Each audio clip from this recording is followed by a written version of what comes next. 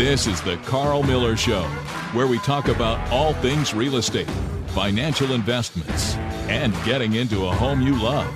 With over 15 years of experience, this is your host, Karl Miller. Rent or buy, the real trade-off most people don't talk about, and first quarter market update of 2026. What's happened? We have the data, and we're going to share it all on the show today. Thank you for tuning in. I'm Karl, your host, principal broker at Karl Miller Realty. We're Lynchburg's first certified, man, easy for me to say, certified full-service professional brokerage. That's a mouthful, a CFSP. They call it brokerage, and we're located at 7700 Timberlake Road in Lynchburg. We are your caring, competent, trusted advisors for real estate sales. If you are a homeowner or an aspiring homeowner, this show is for you today. I'm in a network of the best agents in the United States and Canada who operate with skill and with a relational approach to meeting your needs. So whether relocating to or from Central Virginia, maybe you've inherited a house outside of Lynchburg and you don't know who to call, we've got you. We'd be honored to serve and help you get where you want to go with your housing needs. Well, we've got a couple of updates. You know, it is Saturday, and yesterday was our shredding day. We had our commercial shredder out at our office space, and man, dozens, and I would venture to say hundreds of people showed up. I want to thank Michael Newhall with Goosehead Insurance for helping sponsor that event. Just a fun event. We had a donut truck out there, or donuts, I should say, and a coffee truck. We had a coffee truck out there, and just the good folks keeping things going all day long. Caffeine and coffee didn't get much better than that, and then an opportunity for you to drop off your documents. If you've missed it, hey, stack up those boxes. We will be doing this again next year, and we just love the opportunity to reach out and help you get where you want to go with not just your housing needs, but also your paper needs as well as we wrap up the Earth Day celebrations of this week. We have an event that we're sponsoring May 2nd, just coming right up, and it's the Twisted Trail 10K. We sponsor this race every year. It's a trail race out at the New London Tech Trails. This race is going to be on Saturday, May 2nd, 9 a.m. Our office is sponsoring this race, and we will be giving away a free pair of running shoes, just like we did last week at the Freedom 424 5K. By the way, if you stop by that event or the Thrive Expo that Freedom 424 put on, what a great event. I was out there most of the day Saturday, all evening Friday night, and it was good to see so many of our listeners. You guys stopped by and said hi, and we gave away a free pair of running shoes there as well, gift card to Riverside Runners, and it was just fun to be there and interact with our past clients and with many people in the community who are doing their best to stay healthy, get healthy, and stay healthy. I want to thank our sponsor, Gary's Garden Center. Curb Appeal, it's the real deal. The team at Gary's Garden Center is always happy to help make that first impression at your home a great one.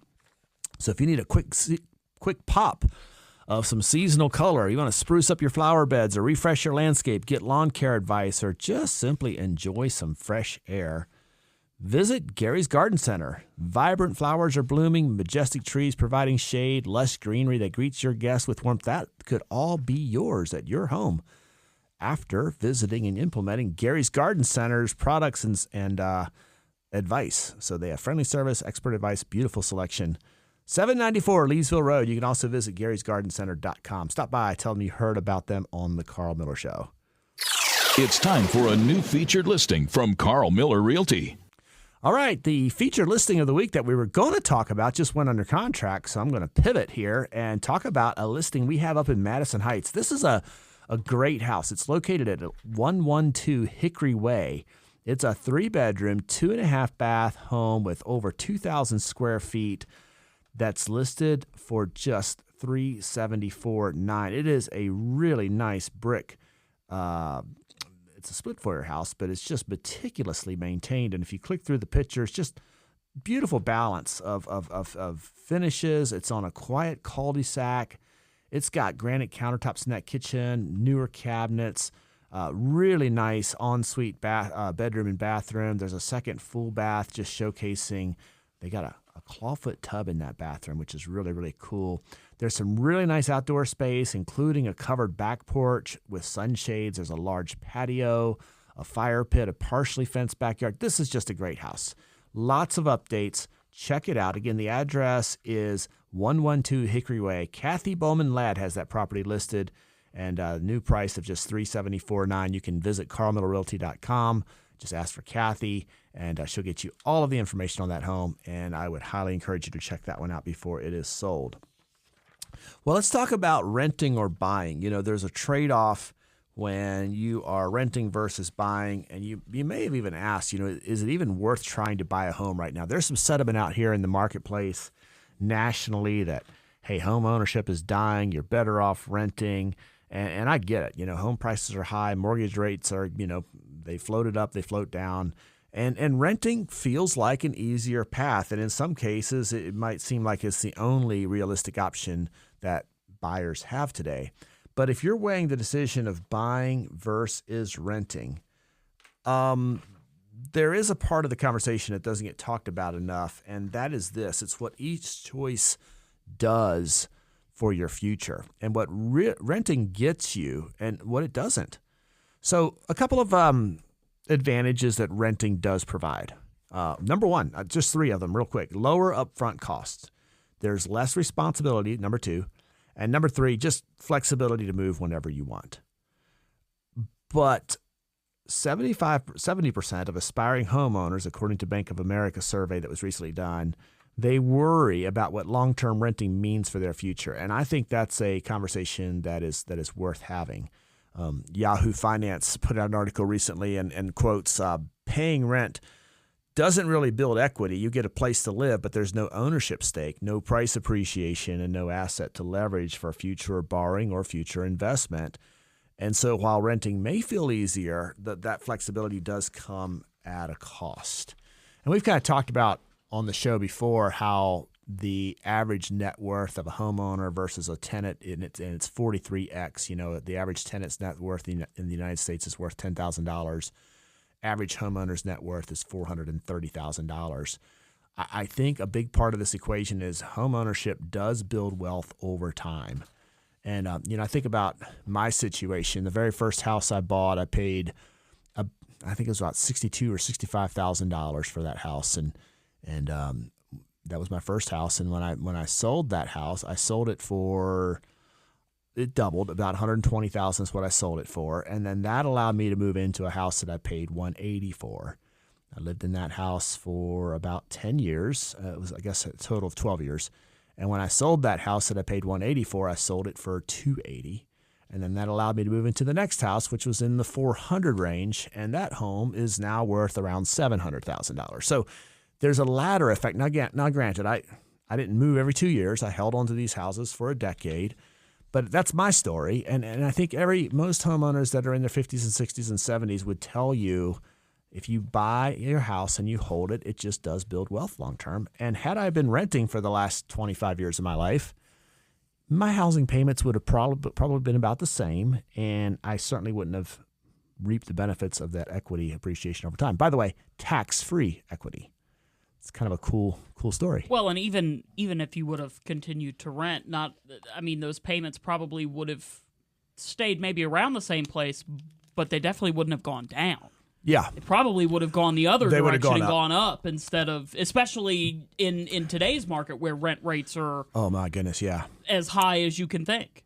It's interesting to me how the proportion of income that folks in their 20s and 30s, that first-time home buying age, just how much of a proportion of income is going to rent payments. And I think that is a shift that's happened over the last 30 years. Well, I mean, especially when you're first moving into a place. Right. Because you've got to have, first month up front. Right. Or some I've heard where they're first month up front, and then if you want to move out, you've got to then pay for the next month after that. That's right. Yeah. There's that, and then some companies are requesting first month and last month up front. Not to mention the deposit on top of that. Yeah. Right. Yeah.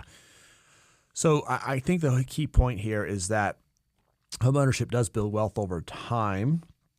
You're gaining equity, and I will say though, Anthony, for as hard as that is to rent a house, at least your first house, there's also this aspect though. It is cheaper than buying a house. I mean, the upfront cost for buying is going to be more than a first month and second month's rent. Sure, absolutely. But I mean, there's also programs that can help with that as well. I mean, there's sure. programs that'll let you buy a house with nothing down, and That's all right. you've got to come with is the closing costs. Closing costs, and then, the inspection fees and the Right. attorney's fees or some of Right. those types of things. But you're right. Yeah, I mean, especially if you can negotiate in the closing costs. So, yes, that is absolutely true. I touched on it already, but the homeowner net worth, 43x that of tenants. And this is the 2025 numbers. And again, $430,000 net worth for the homeowners, $10,000 for tenants or for renters. But what it's interesting is that this gap is growing over time. The net worth gap between tenants and homeowners, it has been widening over time, not shrinking. And if you look at the reports of net worth throughout the years, so even just going back as just as late as 2022, the gap was $10,400 for tenants, but the homeowners was $396. But let's go back to 2019. 2019, the average tenant's net worth was $7,300. Average homeowner's net worth just under $300 at $295. So if we just go back 7 years, 73 to 295 was the gap, and today it's 10,000 versus 430. So that gap just continues to widen. And I'll just say this: if you're renting and you got your job, and especially if you're married and you got two household incomes with your partner, man, my advice is get into a house as soon as you can, especially if you know you're going to be in this area or in the area that you're in for the next, couple of years. And when you can afford it and you're ready for the responsibility, history shows that buying is worth it in the long run. Because either way, you're paying for someone's mortgage. You're either building your net worth or you're building your landlord's net worth. So the question is, should you buy a home now? And I'm not a proponent that everybody should be a homeowner. So please understand, I don't think everybody should be a homeowner right now. I think it depends on your situation. Well, is it even possible for everyone right now to be a homeowner? Fair. No, if you're living in a metro market where the average sales price is in the $600,000, $700,000, $800,000 range. Yeah. No, it's not possible. It's just not. Especially if you're a single income earner in a household and you're earning median income, you literally can't afford the median price of a home in those markets. Like the math doesn't work for you even to make the payments on it. So I think the key thing to understand is the long-term benefits of buying. That's clear. But that doesn't mean the timing is right for everyone immediately. I think you should buy a home once you're ready and the numbers work for you. But the first step is the same. You should have a conversation with a local real estate agent about your goals and your timeline and your budget. And a good pro can help you run the numbers and see what's realistic. And you may find that, it could go either way. You might find that buying is closer than you thought. And you may find that, hey, you know what? We got some work to do here for the next 18 months. That was exactly. And now, granted, I had kind of had the thought that this was something that I wanted to do. So I had started saving for about a year to 2 years prior. When I mean saving, I mean I was doing nothing. I was coming to work. I was going home. Right. Like that was about it. Yeah. And if I was going out and doing something like my friends and I would do trivia There you and go to restaurants and do Yeah. trivia, Budget. I would show up and play trivia. I wouldn't get food. I wouldn't do anything like that. Water And with lemon, please. Correct, exactly. But, when I finally felt like I was like, all right, let's talk to someone. And I did. I talked to an agent at your office at the time and was like, here's my thoughts. Here's what I've got. What do we think I need to do? And it was literally like, do you understand that we can look at houses now? Yeah, isn't that? Yeah, and that's pretty awesome. And all of a sudden, it's like all of a sudden that hope just springs alive. And and I Hope think and stress. Hope and stress. No, you're right. Because I don't want to ever take away from the fact that buying a home is stressful. It is. I'm not going to sit here and sugarcoat and say, but it's also exciting. And there's something really, really fun about getting the keys to your first house. And yes, it's very nerve wracking to see that massive stack of paperwork at the closing table and feel like you're kind of signing your life away. Yeah. But the flip side of that, man, when you get the keys to your house, and especially, after you're settled in and like, oh my gosh, this is mine. I can paint this wall. I can add a fence. I can redo my deck if I want to, or whatever the case may be. It's yours. You don't have to ask for a landlord's permission. But it's exactly like you said, is that initial conversation with a local person who is going to make sure that you were taken care of is absolutely huge. Right. And I think coming with a plan, the sooner you have a plan or the sooner you know what your options are, then you can make an informed decision. And then you can decide when it makes sense instead of wondering, if it ever will. But I think the bottom line here is that renting may feel more doable, but over time it will cost you, and you may learn after talking to a pro or getting, maybe even you bring in, if you're a single person in your early 20s and you're listening to this, maybe pulling your parents into the conversation and meeting with your agent, with your parents, even if I don't know, every person's trying to get their own independence, but I'm just saying, seek wisdom from other sources, and but pull in a pro and then talk to a lender, just kind of see what your options are. You can come up with a plan. And so if you want to ditch renting and start building something for your future, it does start with a simple conversation. So we'd love to be that agent for you. Let's connect. Let's talk about your specific goals and explore your options so you're ready when the time is right for you. Hey, when we come back, we're going to talk about the first quarter of market in Greater Lynchburg, give some updates, give some perspective of what's going on, and we got some data points that might surprise you. We'll see you soon.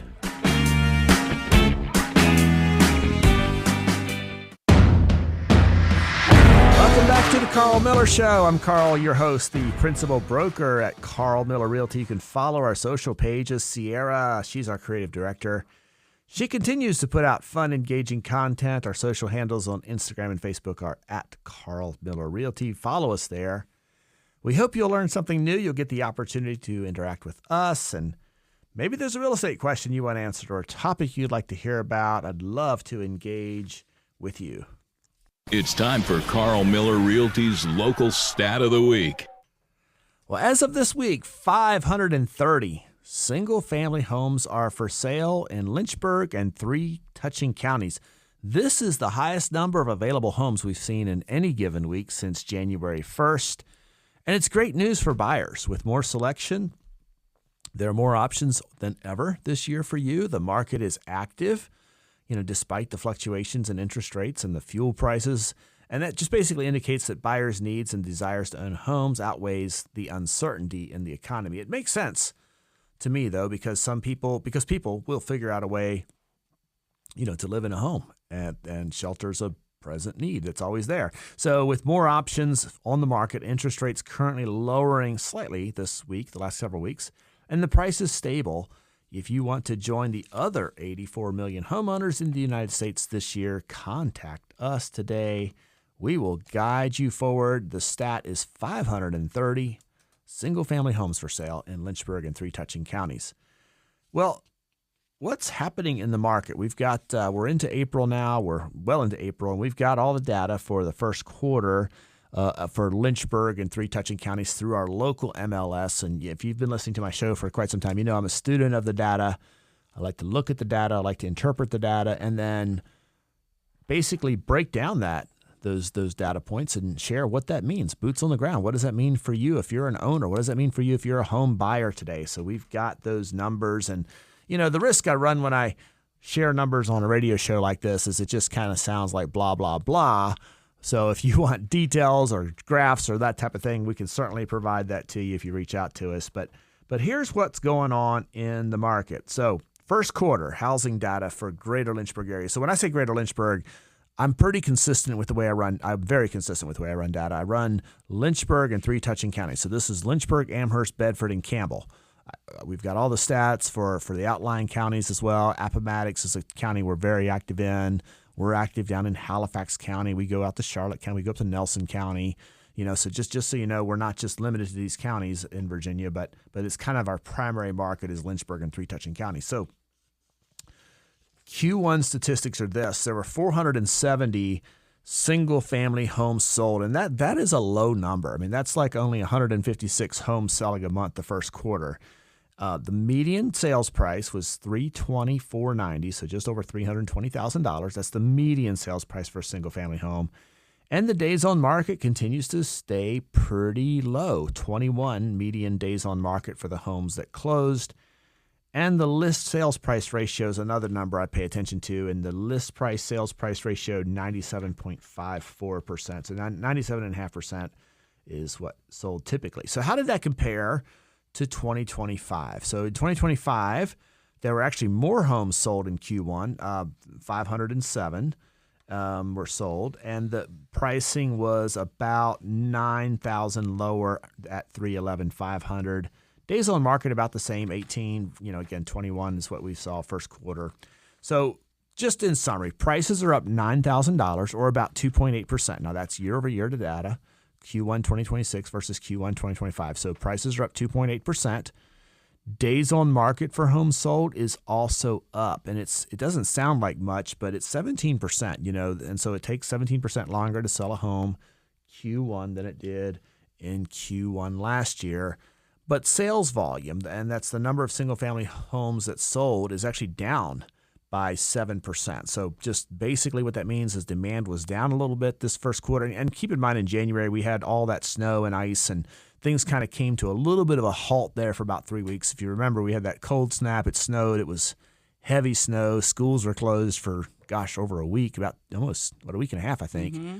And it was so bad, we did the morning line with 2 of us at home. Yeah, it's amazing. That's how bad it was. I was in Colorado that week. I picked the perfect week to go skiing in Colorado, and I remember I beat the storm out. And when that storm hit, I was there for a week. I was skiing at Breckenridge. It was the best week to be gone. And I came back. I remember coming back and flying into Charlotte, and you know how it is when we have these snowstorms in the South.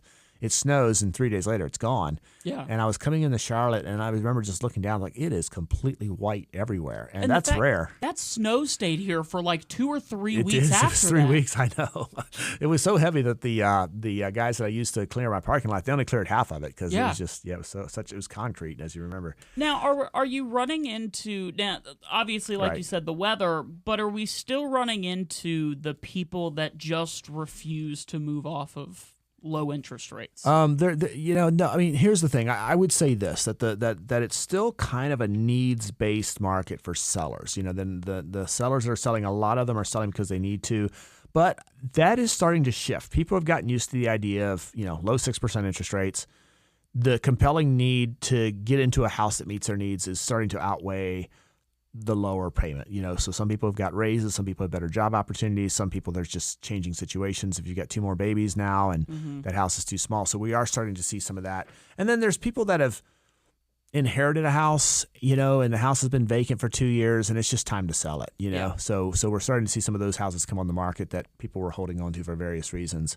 I do want to get into the data looking at the condos and townhomes as well. So we talked about single-family homes, but the condos and townhomes is another interesting dynamic in this area. And if you just look around, you see them being constructed everywhere. There was 123 homes that sold first quarter. The median sales price is much lower at $262, and the days on market is 18. And these things are selling almost 100%, 99% sales list price ratio. So how does that compare to 2025? Well, the number of homes that sold is actually up 58% from last year. Last year, only 78 homes sold, and the median price is about the same. Again, $262,900 for 2026. 2025, it was just under $260 at $259,950, which is a 1.1% increase in the price. The biggest difference, though, is the days on market. So last year, it took 45 days on market. This was the median days on market to sell a house, a townhouse, or a condo. And this year, it is down significantly. Homes are selling 2.5 times faster, just 18 days on the market. So I think that's the difference there. And more homes are for sale. Like I talked about in the weekly data point last segment of the show. Right now, there's more homes for sale than ever before in all of this year. 530 single-family homes, and if we include the townhomes and condos in Lynchburg and 3 touching counties, 645 homes for sale as of Thursday of this week. And of those, and this is the number that is completely different than most markets, and it's the first time I've seen so many homes with this status. And new construction homes, they make up 24% of all the houses for sale right now. And so typically we see 10 to 15% of our inventory new construction, and it's significant. Now, here's the difference, is that new homes are priced higher. The dollar per square foot is always higher. And when I just look at the 115 single-family homes, median list price is $410, and that's the median number. And if I look at the average number, it's actually $490. So, you heard me talk about the median sales price of the homes currently for sale, or the ones that sold so far this year at $320. Well, new construction, $410 is the median number for the listing price, and average price is $490. And even the townhomes and condos are also higher priced. Of the 45 units available that are new construction right now, that median list price is $319. Average is actually just right at $350. But again, the ones that sold, which includes the resales, by the way, $260. But the new construction, $319 is going to be your median list price. And are those maybe days on market numbers that have been maybe higher this year, higher because there's so many brand new builds that are available? Because those are on the more expensive side, which I'm assuming are harder to sell. Yeah, they are sometimes. It is interesting. Okay, so I will say this. There's a difference between the median, the mean number versus the average number. So when I look at new construction homes, if you look at the average days on market, it might show 120, for example. I don't know what the exact number is. I don't have that data in front of me, but you got to understand some of those units go on the market when it's literally just a dirt. When it's just a dirt lot. You drive out there, it's like there's no house here. So some of that is skewed data anyway. It is. So that's why I look at the median number, because the median number tells us, that's the middle number. And I think the median number is just a bit more accurate picture of what's really going on. And the same thing is true of pricing, because, if you got two houses that are priced at, say, $15 million, I'm just throwing out a crazy number, that's going to skew the average number. So that's why I think the median number just tells a more accurate picture of what's happening in the marketplace. So all right, so that's the numbers. What does that leave you if you're a homeowner or you're a buyer today? And so let's talk about if you're an owner, if you're a homeowner. Just understand this. There's more competition today. Housing inventory and the months of housing supply is up. We crested over 3 months of housing supply today. We haven't had 3 months of housing supply since 2019. So, just as a seller, you've got more competition. Demand is down slightly, and it's critical that if your home is for sale, you got it priced right, and maybe even price it just a little bit under the perceived market value in order to sell. Because buyers, they're picking off what they think to be the best valued homes, and value is condition, location, and price, right? So if you have the condition, location, and price right, it's selling. That being said, our market is still going up in value. The appreciation rate is slower, but single-family median home prices up 2.8% year over year. Townhouses and condos up 1.1%. If you're a buyer, just know the list price sales ratios are strong. Don't expect to get a huge discount. And the exceptions might be if you're a motivated seller who's been on the market a long time. That might be where you might get a discount on the price. Wrapping it up, home ownership, great way to build long-term wealth. Don't play the timing the market game. If you're ready to sell, sell. If you're ready to buy, play the hand that you're dealt, and we can help you get there. It's time for Karl Miller Realty's Fun Fact of the Week. Well, we have 4 notaries in our office. So if you need a notary, we've got you covered. Our office has 4, and our services are free. It's just another way we make things easy and convenient for our clients and our community. If you need notary service, hey, we're real estate primary, but just take advantage of what we have. Stop by, give us a call. We'd be happy to help you out with those documents you need notarized.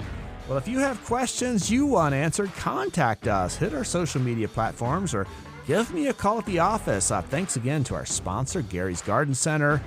Man, spring is here, and Gary's Garden Center, they've got a greenhouse full of beautiful blooms ready to brighten your day.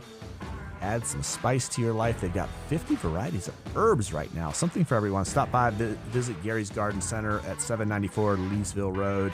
Great plants, great selection, great advice, friendly service. Hey, I want to thank you for listening. We are your local, caring, competent, trusted advisors for real estate sales. If you contact us today, we will help you out. We'll guide you forward, help you make an informed, confident decision when it comes to housing. And if you know somebody that's moving this spring, refer us. We will take good care of anyone you send our way. Hey, thanks for listening, everyone. Happy weekend. Enjoy the spring weather, and we'll see you next week.